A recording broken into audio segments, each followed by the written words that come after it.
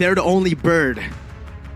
No birds allowed. No owls. Get it? Because they ban out the Diggy and they're up against Owl. But all right, that makes sense. Okay, Joy gonna be taken out by Blacklist as well. Falcon taking out the Wan. All right, so this lays up actually a few heroes opened up here. Nolan still on the board. Oh, okay, instantly taken out by Blacklist. They don't want to take a chance here. The Wan as well, right? I mean, we know Owl loves the Wan. Even up against the Fanny and MSC was given the Wan pick. Unfortunately, was shut down by it, but it is one of his comfort picks that we have seen him play a lot of times before. Seems like Haji here, looking a bit different from what I usually know, right? For Haji, the Kada machine. I'm expecting Haji to get one of the Kada heroes once again, Eterna. Kada? Kada. What's Kada? The Kada, yeah. The Kada? You don't know what Kada machine is? Kadira? Oh, KDA machine Haji. Yes. Oh, I was like, what's Kada? But yeah, I understand that. Kada machine. Kada machine. Sorry, I was thinking about it for quite a bit. Yeah. It took you a while. I was like, Kadira? Kada? He does play Abracadabra? Kadira. He has played Kadira. But I think he does better on the Kada heroes. Literally, the heroes that stand in the back. Eve, Farsa. Oh. They go for Guinevere first pick with a Kadira ban from Team Falcons. All right. So right now, we're standing at a 0% win rate on Guinevere, whether it's Guinevere Roam or Guinevere Jungle. It hasn't been a good... 0 per 3, right? 3 matches so far. Blacklist International, they have been known to create their own algorithm. So let's see if they're going to be able to break the code of the lose streak of Guinevere. Meanwhile, Falcon, they're taking their dear time here with the Kadita being taken out. Very interesting bans coming from Falcon. It's not your regular bans for sure. Kadita and Diggy. And the Valentina first pick for the Saudi Arabian representatives. First time in MPLI where we see a Valentina as well. Coach Lyric definitely trying to cook some crazy strategies in the back. And even the Edith, a hero that has been banned out a lot by mostly AP Brent. So they know what's up. They know what the Edith can do up against Blacklist International here, who are just going to lock in the Bruno. Still one of their favorites as well, especially for Owl. The Bruno secured like it's nothing in the Novaria as well. Trying to utilize that vision on top of the Guinevere and the Bruno for that extra hitbox. You know what? I don't want to tunnel vision here. Is there a chance that this Novaria could be Roam? Or Guinevere Roam? Novaria mid? Is there a chance? Because, like, we've been plot twisted the entire day so far. There's always going to be a chance. I won't say it's impossible, but looking at this lineup, I honestly just feel like it's best if the Novaria goes mid, if they just go for the standard, right? The regular. The regular. Minotaur ban, though. Something very interesting. I understand with the Edith and the Lancelot.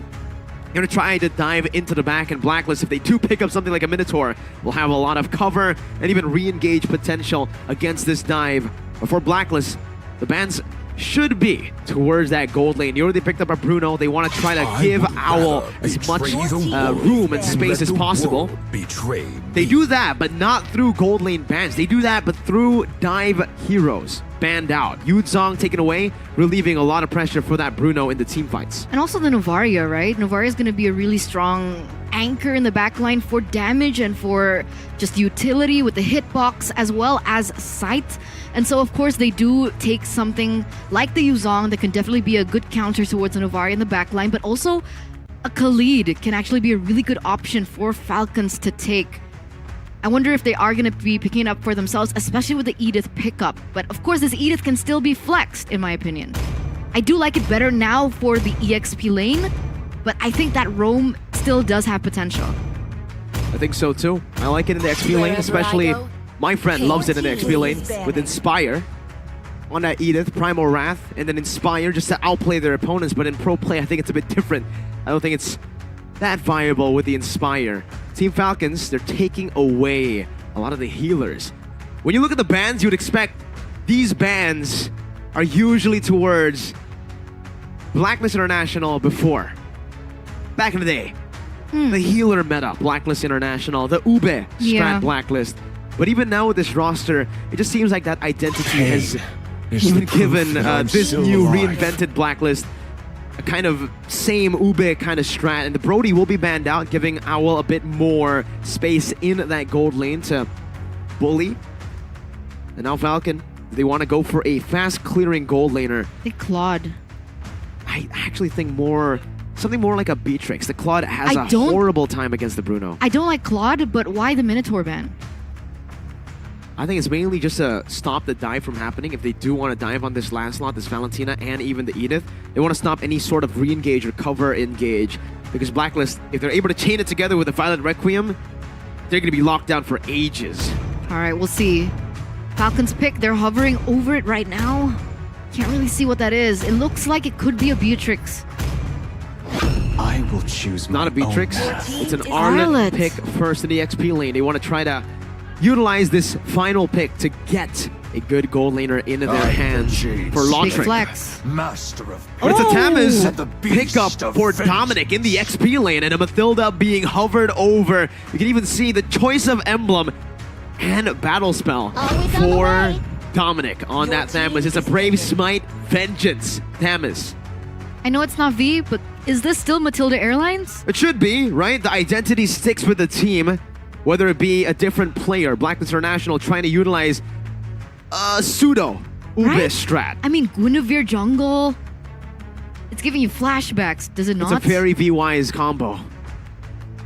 Let's see what the response coming in from Falcons is going to be. Are they going to go for a safer pick in the Beatrix, who has a little bit more say in the lane as well in these team fights, or are they going to go for something a little bit more risky, like the Claude?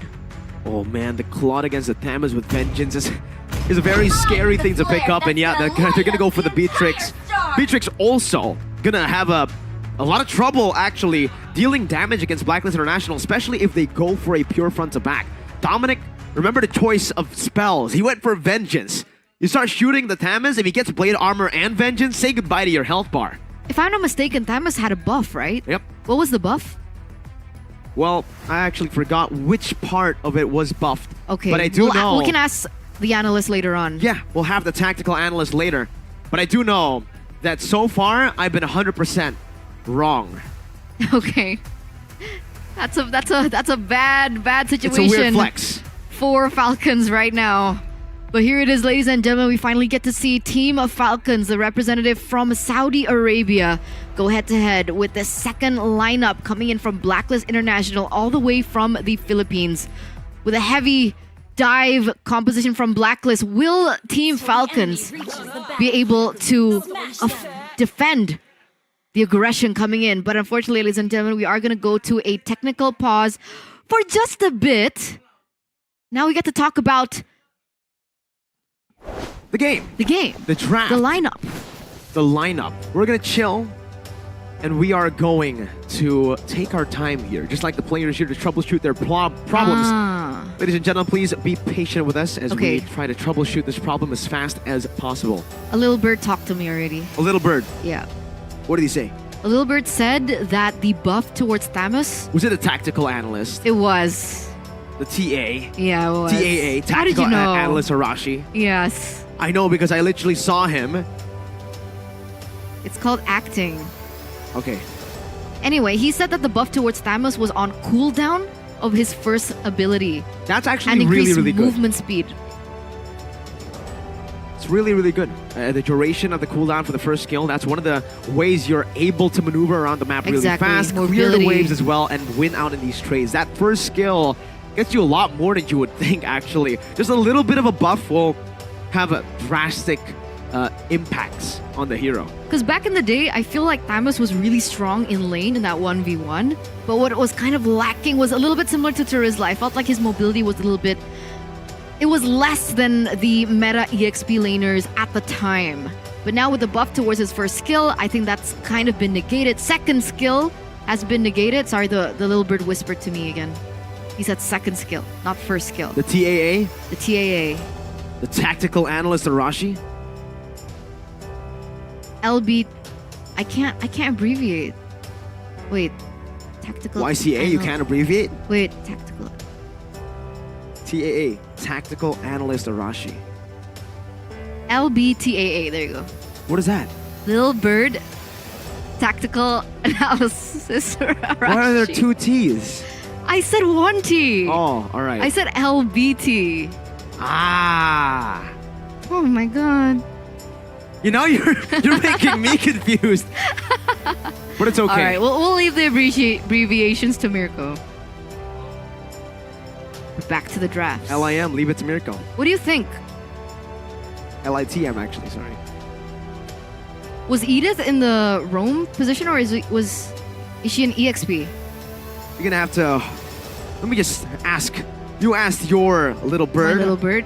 I'll ask mine as well. It's Mario on the Edith, so it is gonna be the roamer Edith and the Arlet XP. It gets confusing when an Arlet and an Edith gets picked up because you don't know which one's going where. But exactly. We have confirmation from the big bird.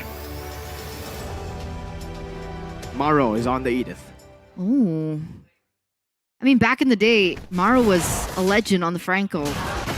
He was a legend. But you know who else is a legend? Who? Dominic. Wow. Gold medalist SEA Games already diving deep into enemy lines. My God, what an impressive force. Buying so much time and space for the team. You can see that Team Falcons had to rotate 3 members up top to keep him at bay. My Lord. I like this name, by the way. Good Night. It'll give me a lot of creativity to cast later on if it is actually a good night for them. That's an onward and an earth shatter. Locking key point down. It might be first blood. A good guiding win, and the flicker gets him out. A very scary situation, but Rindo has already hit level 4. Meanwhile, Leo gets caught in spatial migration. The Violent Requiem. What? And the Retry to secure the orange buff. A 3-level lead in the first minute of the game. I have never seen that happen before. That's flexing. That's flexing if that's anything you can call it. I mean, Blacklist International completely outplaying Team of Falcons here in the first 2 minutes of the game. And that's a 1K gold that they have in their pockets. Wow, what a start to this. What the heck?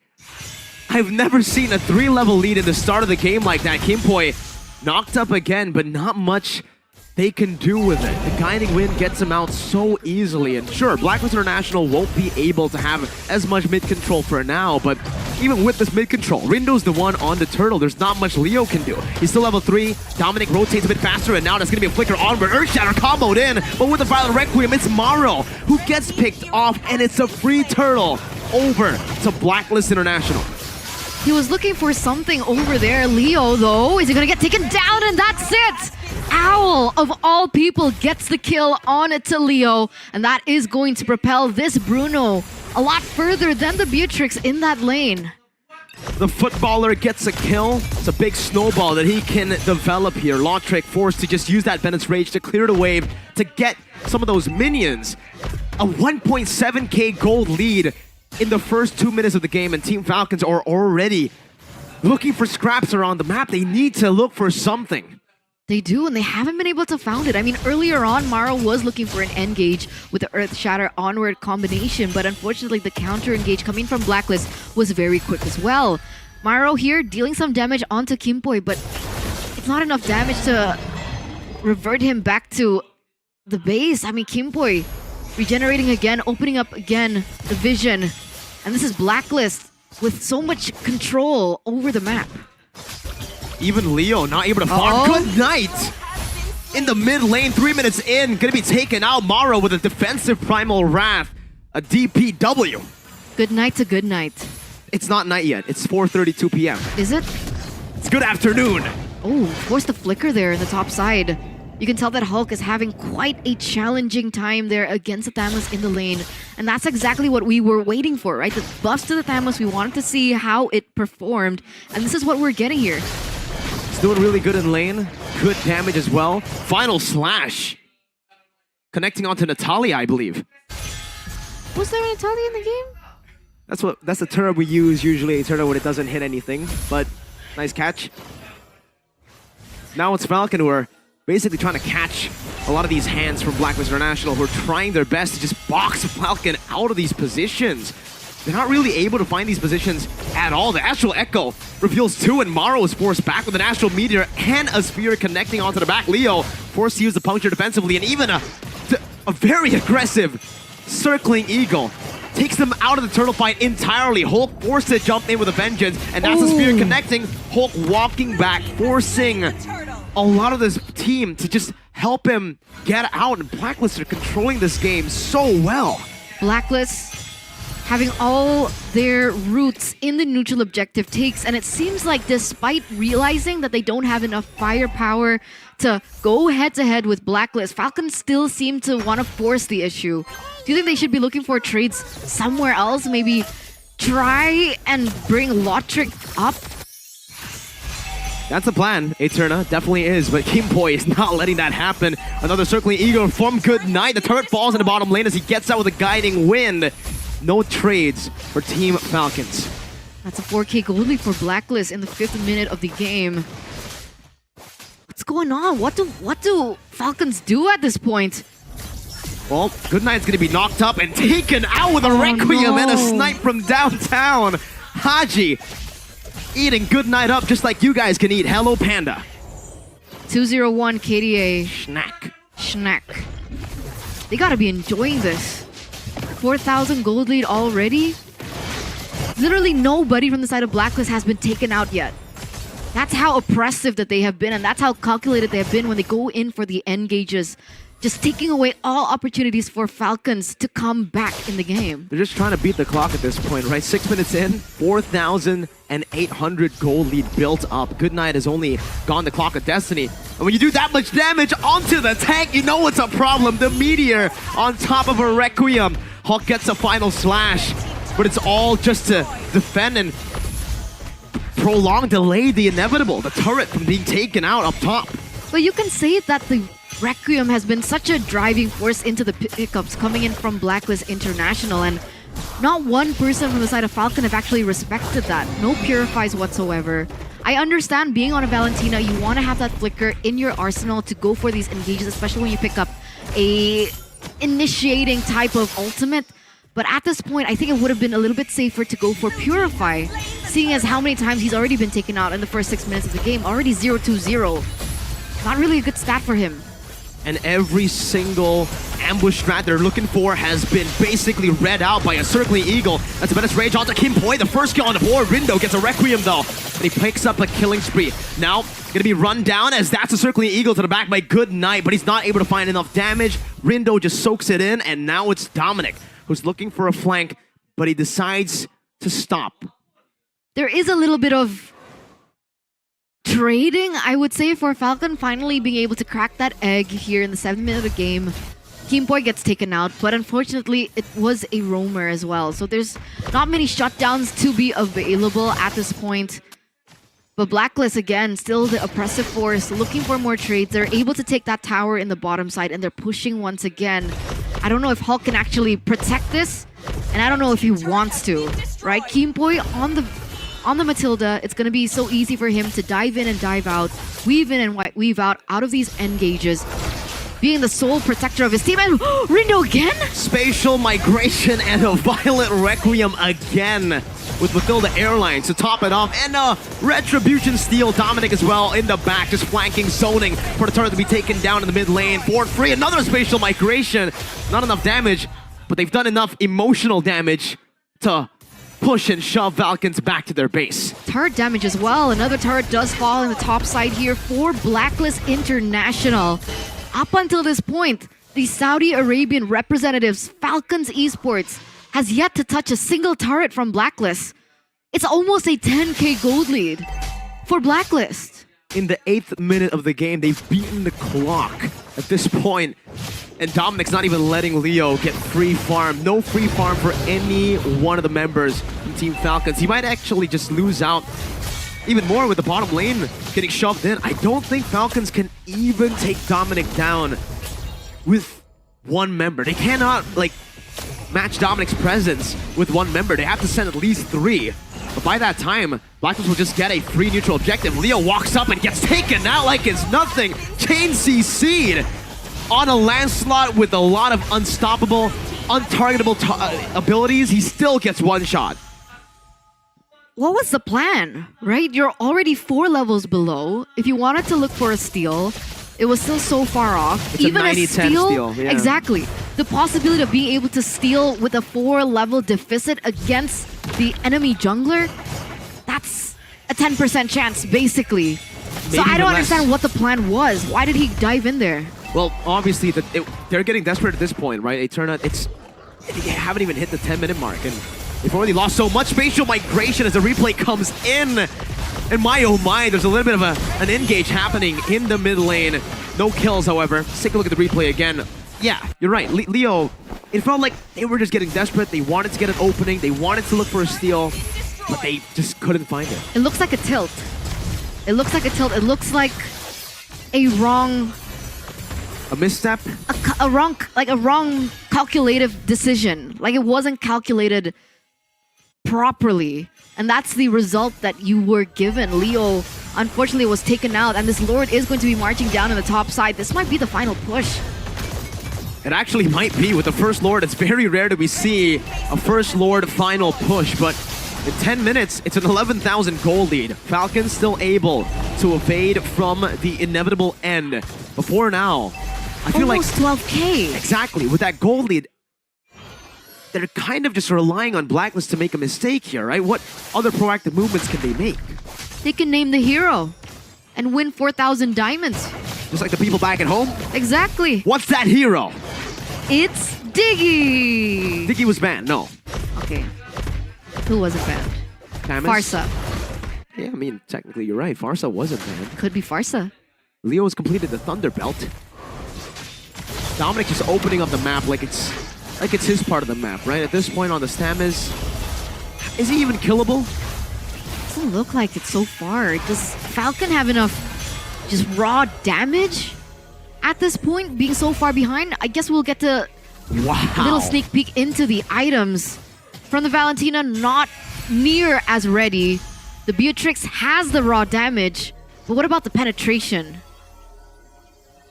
For Blacklist, I don't even think they need penetration at this point. The Falcons frontliners they don't even have enough gold to actually pose a threat defensively. Rindo just jumps in like it's nothing, pops in the Requiem, jumps out. Doesn't even matter. He wasted a big resource, but at this point, as long as they keep Falcons at bay, as long as they continue to freeze the waves, it'll always be a small win for Blacklist. Matilda's just... It's a force. It's a force to be airline. reckoned with. It's an airline, right? Because even earlier on, the amount of times that Mpli has been able to save his friend's skin, that was even before he was able to secure the Flask of the Oasis. Now he has it, so it's going to be that much harder for Falcons to look for the opening that they so rightly deserve. Okay. Leo? Another chance to try to look for a steal, but the Astral Echo reveals all four of them, and Leo gets zoned away before he can even do anything to the Lord. Still a puncture ready, but I don't think Leo wants to go for it. It's an easy take for Blacklist, and a good trade, actually, from Falcons. This is the only trade he can get. It's not a good trade on paper, but considering the situation Falcons have been placed in by Blacklist, that's the first turret in the game, the first objective for Falcons. Those were the kind of plays that I really was expecting from Falcons when they were already behind like 5K, 6K gold. It took them this long for them to go like, all right, hey, Blacklist, they're playing with fire. Let's not fight fire with fire. Let's look for something else. Let's look for water. Let's look for water. Look for something else on the map. Don't try to go head-to-head with them. And they do finally get a little bit in exchange. I understand, like you mentioned, it's not the best trade that they can get, but it's literally the only choice they got at this moment, right? They can maybe perhaps utilize Leo to go for a split. Even that is quite difficult with how pressuring Dominic is. But what? Final Requiem with a spatial migration only onto Hulk, now caught in Earth Shatter. The turret's gonna be falling down. The Rindo actually gets down, and the final splash connects on the Owl, but he's still free hitting somehow, some way. Leo forced back all the way inside of the base, and Team Falcons are looking for a defense that might not be possible at this point. Bennett's Rage used up onto Hulk. The Mirror's Passion canceled out by a circling Eagle, and Owl is just free hitting, taking them down one by one. It's a double kill, a desperate Earth Shatter Flicker combo as Owl picks up a triple, and it's a Maniac Savage! Not in time. Blacklist gets the win early. The first